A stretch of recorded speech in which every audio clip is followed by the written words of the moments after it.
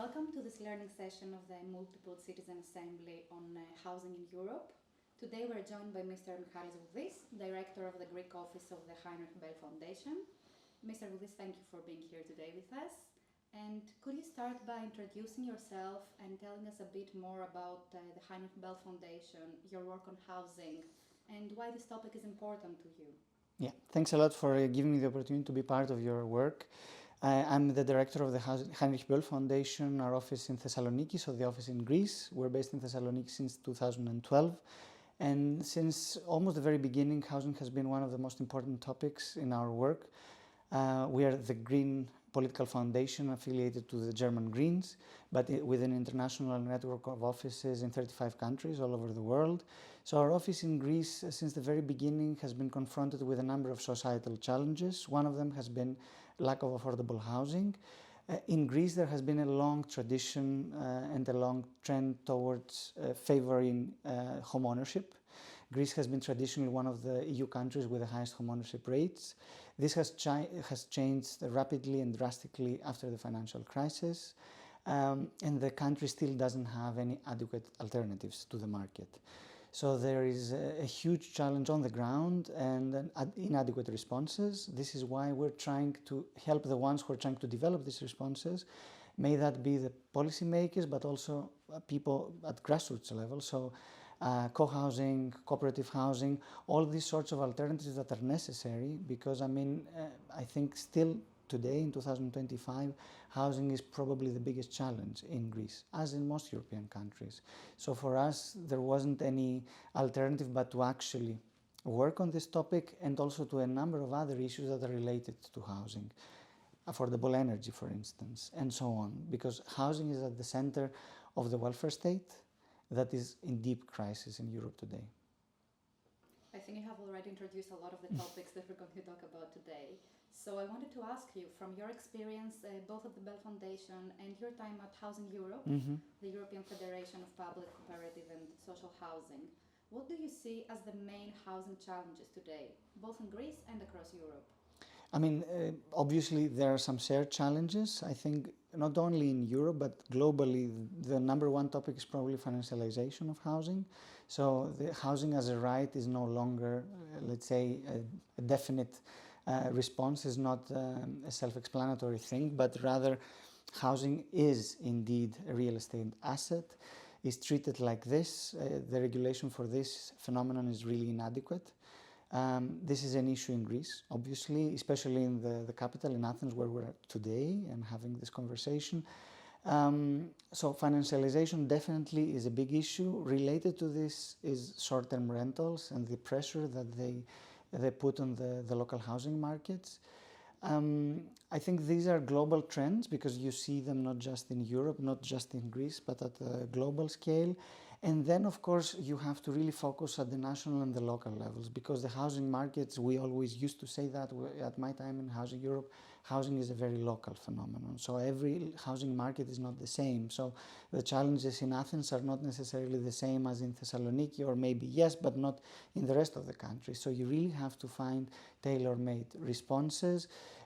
On other issues, for instance, in Greece, a country that has 0% social housing, provision of permanent social and affordable housing units are definitely a challenge because there is no housing policy, another challenge for the Greek context. So you have to start by introducing one, let's say setting your priorities, what should be, let's say, the model that you choose, who are the beneficiaries, who are the providers, and so on. So the very basics, the ABC of social housing, and then who has the competence? In Greece, it's a national challenge. The municipalities do not have any competence on the issue of housing, so this is another challenge.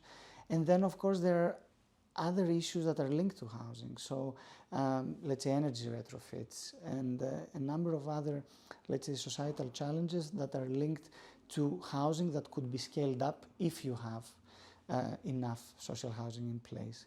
But I would really sum up these challenges, and of course no one can oversee the fact that we are lacking also adequate funding, both at national, because there is no housing fund in Greece, but also at European level.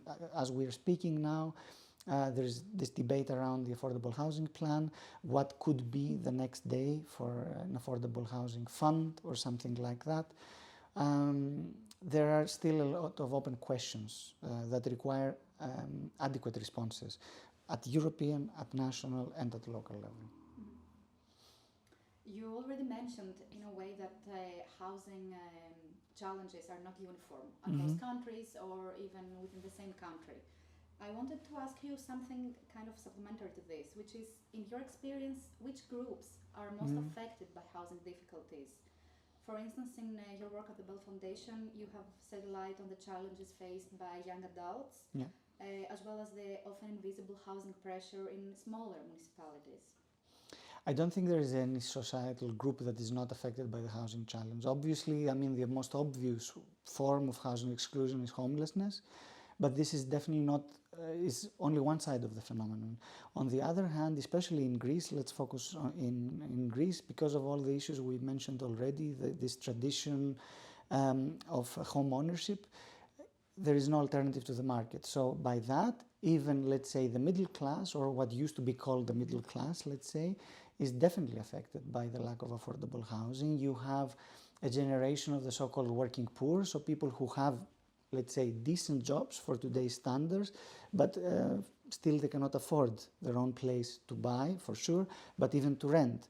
This affects primarily young families, so people in the late 20s or early 30s who are willing to start their own family, who find it increasingly difficult to leave their parental home, and for them the market does not deliver.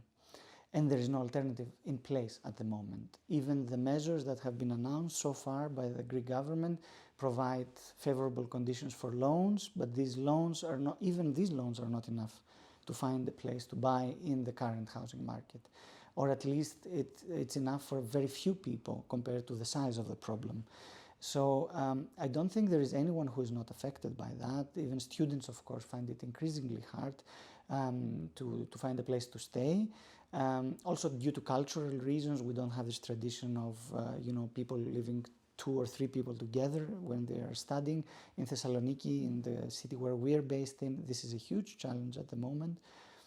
And of course, the elderly. I mean, also due to cultural reasons here, we don't have any shelters for the elderly or centers where people spend their the later stage of life. On the contrary, they stay at home, usually alone, and this is another challenge. I mean, both in terms of cost, but also in terms of the care that they can take, that they require. So I think all in all, if you have a context like the Greek one, where you don't have a housing policy, where you don't have housing providers, where there is a blurry, let's say, landscape in terms of competences, who delivers what, everybody is affected by this inadequate, let's say, housing market. And I mean, the clock is ticking, and I mean, due to the reasons that we have mentioned already, financialization, short-term rentals, and so on, the pressure is rising on the market, and I mean, even more and more people are affected as the time goes by. What kinds of interventions in the housing market could help improve affordability and social inclusion? I mean, you have to have a mix of measures. Again, the first thing you have to have is a housing policy, because this is like the reference point, and this is where you set the priorities, where you define the ABC of a housing system. The nuts and bolts of the social housing systems are quite different across Europe. You have different traditions, let's say public housing, cooperative housing, municipal housing. So for instance, the Vienna model that everybody looks at. There are different traditions, and definitely there is no copy-paste solution, one thing that you can just take from another context and bring it and implement it in the Greek one. So in Greece, if we focus in Greece, it's a priority to really have a housing policy first, and then intervention in the housing market. Because I mean, for all the issues that we mentioned, financialization and real estate require, above everything else, regulation. And here we were having a conversation, an informal conversation before, saying, how can you actually take the pressure off the market if you don't know who has the competence to regulate, let's say, short-term rentals? Municipalities do not have this competence. The state has started trying to develop measures. It's still unclear how they will go on with that. And financialization is another issue. Greece had a challenge with the so-called golden visas, that especially in Athens, I think, led to this phenomenon where you have a lot of empty apartments in the city center. Thessaloniki also struggles with that. And then on the other hand, you have another side of this phenomenon in the rural areas. 12 out of 13 regions in Greece have shrinking populations. In that case, you have a lot of vacant homes, and the future perspectives for these places is indeed shrinkage. There, vacant housing could be an opportunity to attract people back, but then you have to address other challenges, basic infrastructures, like mobility, like hospitals, like schools. We tend to see that in Greece, the trend is rather that schools are closing. This leads, especially young families, away from the rural areas back to the urban centers, and then this puts additional pressure to an already difficult situation with the housing market. This is why also what we are trying to advocate for is to have a place-based approach when it comes to housing, because you need a lot of different measures for the different places, the rural areas, the urban centers. And the final point maybe is to actually make sure that there are the conditions necessary for cooperative and grassroots initiatives to flourish. Because also in Greece, as we see in many places across Europe, you have a lot of citizen initiatives that are trying to develop their own housing solutions. Either cooperatives, co-housing schemes, whatever you call it, the values are pretty much the same. But in Greece, it's really hard at the moment, both in terms of regulatory framework, but also in terms of the funding mechanisms that are not in place. We had a discussion about that, for instance, with cooperative banks in Greece that are willing to fund this kind of projects because exactly they share the same values, but there is no framework how you can deliver a project like this. That would be particularly valuable, especially for the ones who are willing to do that, who have put, let's say, the people together, who can also show a different model for others, and who in most cases combine also other aspects of a communal life that is particularly valuable because, I mean, social cohesion is challenged. And if you can also add up community projects in the urban centers but also in the rural areas, then you could have multiple benefits out of that. You already suggested that before, so I wanted to ask you that about the role of housing innovations happening locally. Mm-hmm. And what can municipalities and local governments do to address housing challenges on the ground? As the situation is in Greece at the moment, they can only do very few things because they don't have the competences, they don't have, let's say, sustainable at least funding. What they can do and what they are doing in many cases is experimenting, trying to develop solutions, innovative for the Greek standards at least, on the ground, and try to develop their own technical expertise around this topic. There are opportunities also in terms of EU projects, especially within the European Urban Initiative, for instance, where there is also adequate funding to test things. We have examples like this. For example, here in Egali, Rock the Block, there is this project in Thessaloniki that delivered, so the Metropolitan Developmental Agency of Thessaloniki is behind that, and they managed to deliver the first 30 social housing units in the city. We had a very small contribution in this project in the very beginning, but all these, let's say, initiatives are very small scale, and they have a sort of an expiry date unless the framework conditions are put in place. For us, also as a foundation, this is the way forward, how you actually empower all of these successful initiatives and how you give to the local municipalities, to the regions, the right tools to support these initiatives. Because this is particularly important, not just now, but also in the long term. Looking, for instance, at the next MFF and the cohesion funds, it's particularly troublesome if the cohesion funds are directed to the central governments and not to the local level. because I mean this is a signal towards the wrong direction, because as you rightly pointed out, we have to have as many good examples locally as possible. I have always found the most inspiring projects in my time in Housing Europe in the most remote places all over Europe, where you have a lot of challenges but at the same time very innovative responses. For instance, demolishing old social housing complexes and delivering far fewer units because you don't need that many, using circular economy models and actually delivering quality housing without skyrocketing the costs. Or putting the conditions in place to encourage social mix, or combine housing with energy retrofits or with shared mobility schemes and so on. As I said in the very beginning, I think housing is where you start when you also try to see things differently in a number of areas in everyday life. And a socio-ecological transformation, as we like to call it, requires a lot of changes in our, let's say, business as usual habits. And how can such efforts be combined with social initiatives at the community level? In your publication with CoHub Athens, you have explored cooperative and community-led housing models. And what lessons could Greece learn, could Greece draw from similar approaches across Europe? I think these communal approaches, co-housing, community housing or cooperative housing, indeed are like a third way beyond the market, beyond, let's say, the public intervention. They are particularly valuable because they bring this community sentiment in a housing project.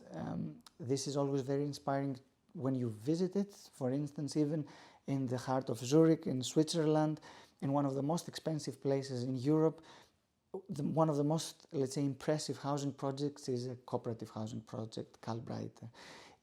There you see how people actually share their everyday life. They have communal spaces, they care for each other, they support each other. So you don't only provide a roof, but you actually provide support to each other. This can be combined also in some cases with intergenerational support.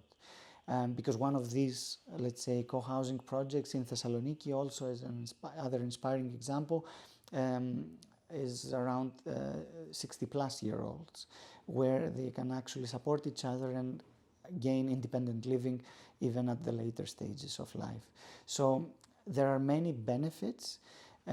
We see that working also in different models. For example, community land trusts are also another version, let's say, of this set of values around housing that is working particularly well. It helps you also control the land uses and the land costs, so that all these issues are open questions in a context like the Greek one. And of course, I'm not saying that this would be the way forward, but you definitely need to have these solutions as part of the broader, let's say, housing landscape of the future, of a sustainable future, and to make sure that the ones who actually are driven by this community, let's say, values, are not disappointed out of technicalities that do not allow them to deliver the projects that they have envisioned. Because, I mean, it's one of the most empowering things that you can do, and it helps also reinstate trust in democracy, in things, in the feeling that things are working. Because right now you also have to combat this, let's say, prevailing sentiment that nothing is working, nobody cares for us, nobody can deliver for our very basic needs.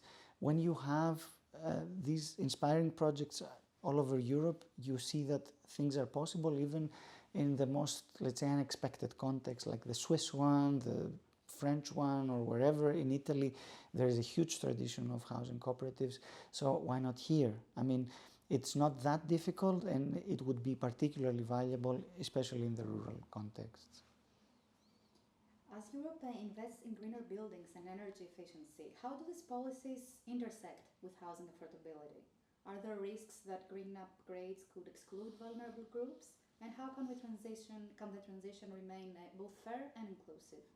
I mean, with energy retrofits, it's pretty much the same story as with all transitions towards a greener future, that it definitely has to be also hand-in-hand social, so that people are not left behind. We have a lot of good examples that show us how it's possible to deliver scale in this kind of projects, because scale also reduces costs. And it allows also people who don't necessarily have the funds themselves to be part of this transition. It helps the states reduce their healthcare costs, because inadequate housing is one of the main driving forces for healthcare costs for the public healthcare systems. But in Greece, if we want to take all these benefits of energy retrofits, especially in a country where the building stock is one of the oldest in Europe, we have particular challenges in Athens and in Thessaloniki. We really have to make sure that we have providers, housing providers, because if we want to manage scale, if you have to go through the individual owners, this will take like forever. And we see that even with successful, let's say, subsidy programs like Exekonomos, so there's a state-funded program that provides subsidies for energy retrofits. One can say that this is one of the successful, let's say, projects, but the scale that it delivers is minimal compared to the size of the problem. And this is a structural problem because of the nature of the market in Greece. So on the one hand, you have to have all these, let's say, very basic conditions in place, and then indeed one can only believe that Europe can stay committed to its targets when it comes to climate goals for 2030 and for 2050. We have also 6 cities from Greece that have this mission to be climate neutral for 2030. So in terms of commitment, theoretical commitment, let's say the conditions are there. We have a lot of inspiring examples from all over Europe that actually show that it's possible to be inclusive when it comes to a green transition in the housing and the building stock. But there is a lot of work to be preparatory, let's say, work that needs to be done so that Greece can be part of such a success story. If you don't have anything to add or anything you want to say that we might have omitted from this No, discussion, thanks a lot. I'd like to thank you again for this. And I think that your insights will help our participants better understand the challenges and the opportunities for creating fair and more sustainable housing policies across Europe. That's what we all want. Thanks a lot.